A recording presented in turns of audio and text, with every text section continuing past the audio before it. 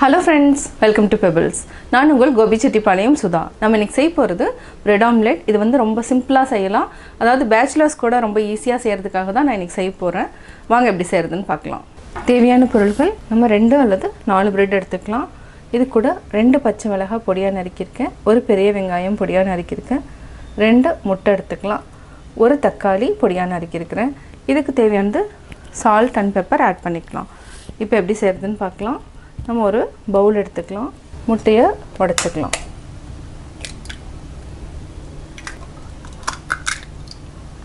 இது கூட pepper salt add பண்ணிக்கலாம். சால்ட் ஆட் பண்ணிட்டோம், பெப்பர் ஆட் பண்ணிக்கலாம்.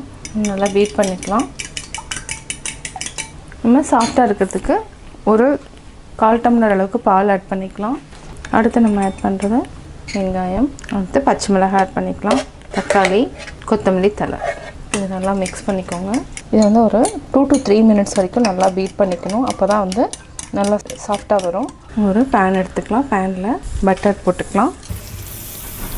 நம்ம பட்டர் கூட முட்டை கலக்கி வச்சு, அதாவது வெங்காயம் போட்டு கட் பண்ணியிருக்கிறோம், இதை ஆட் பண்ணிக்கலாம்.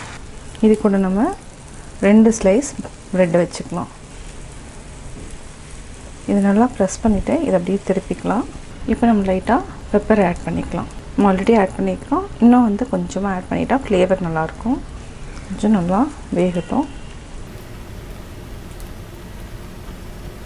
இப்போ நம்ம எடுக்கலாம். இது வந்து என்னென்னா திருப்பி போகிறது கொஞ்சம் கஷ்டம்தான். நம்ம அதை பார்த்து எடுக்கணும். நம்ம இந்த சைடில் இருக்கிறதையும் கட் பண்ணிவிட்டு இதில் ஆட் பண்ணிக்கலாம். இப்போ நம்ம ஒரு லேயராக ஃபார்ம் பண்ணிக்கலாம். நம்ம அப்படியே எக்ஸ்ட்ரா இருக்கிறது எடுத்துடலாம். அவ்வளோதான். இப்போது கேஸ் ஆஃப் பண்ணிவிட்டு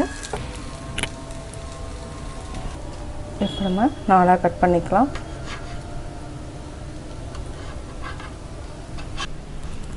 சுவையான bread omelette ready. Bread omelette எப்படி செஞ்சேங்கிறத பார்த்தீங்க. நீங்களும் வீட்டில் ட்ரை பண்ணி பாருங்கள். பார்த்துட்டு உங்களுடைய கமெண்ட்ஸ் எனக்கு சொல்லுங்கள். பிடிச்சிருந்தா லைக் பண்ணுங்கள். மறக்காமல் சப்ஸ்கிரைப் பண்ணுங்கள்.